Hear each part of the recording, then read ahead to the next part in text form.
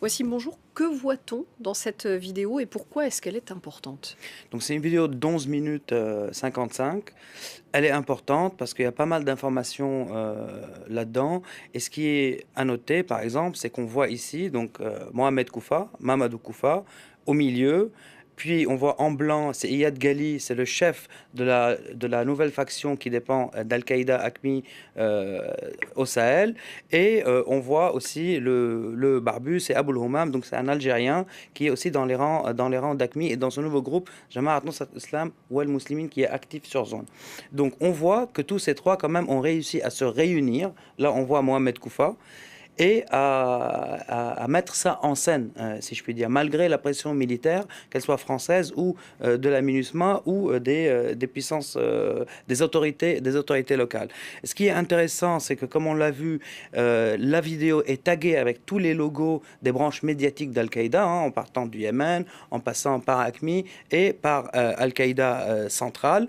Ce qui est intéressant aussi, au-delà du fait qu'ils se sont réunis tous les trois, c'est que les hymnes djihadistes, qu'on dit les nashids, sont des nashids qui viennent du Yémen. Donc c'est une volonté d'ancrer cette mouvance au Sahel dans le combat djihadiste global, si je puis dire, et insister sur le fait qu'on a donc un arabe, Aboul Houmam, et un peul qui est Mohamed Koufa au milieu, et un chef touareg qui est Edgali, unis pour cette cause, donc sous la bannière d'Al-Qaïda. Et ce qui est à noter aussi par rapport à ça, c'est que Mohamed Koufa est le seul à s'exprimer. Il s'exprime en peul, donc pour toucher la population peul. Les deux autres chefs, donc Iyad Ghali, son chef, ne s'exprime pas et Aboul Houmam ne s'exprime pas non plus. Donc c'est vraiment une vidéo à l'adresse des Peuls et un appel direct à un djihad peul dans la région. Encore une fois, j'insiste là-dessus, sous la bannière d'Al-Qaïda. Alors, la France est clairement menacée. Qui sont les autres pays concernés?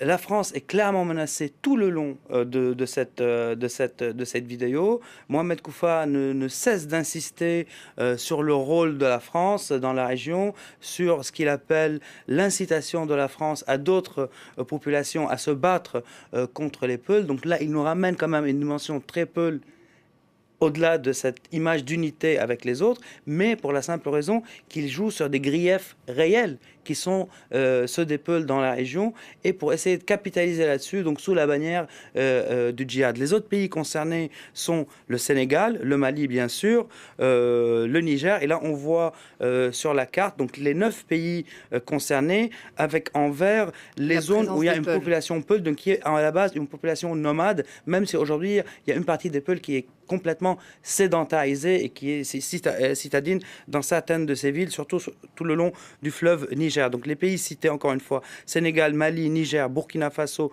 Côte d'Ivoire, Nigeria, Cameroun et la Guinée, je pense, même si dans la traduction arabe c'était écrit Ghana, mais au Ghana il n'y a pas de population Peul. Donc je pense que dans la traduction arabe de la vidéo il y a une erreur et c'est plutôt la Guinée qui est concernée, et que le Bénin aussi est concerné. Donc bien sûr d'après Mohamed Koufa, qui attaque en même temps les Nations Unies, les forces africaines et ce qu'il appelle les apostats chez les Peuls. Donc les Peuls qui n'adhèrent pas à cette cause, djihadiste. Donc, on a beaucoup parlé de ce risque d'un djihad peul qui était plutôt théorique il y a quelques années, mais on a vu que de plus en plus on décide de rejoindre les groupes djihadistes. On a vu des Peuls dans d'autres attaques au-delà du Sahel qui étaient impliqués. Donc bien sûr, ça reste une minorité dans le groupe, mais ça donne une sorte de tendance aujourd'hui qui est à prendre au sérieux, surtout que les problématiques, en tout cas pour le peuple Peul, les vrais griefs sont bien réels. Donc il y a un vrai risque que des groupes comme Al-Qaïda puissent capitaliser là-dessus.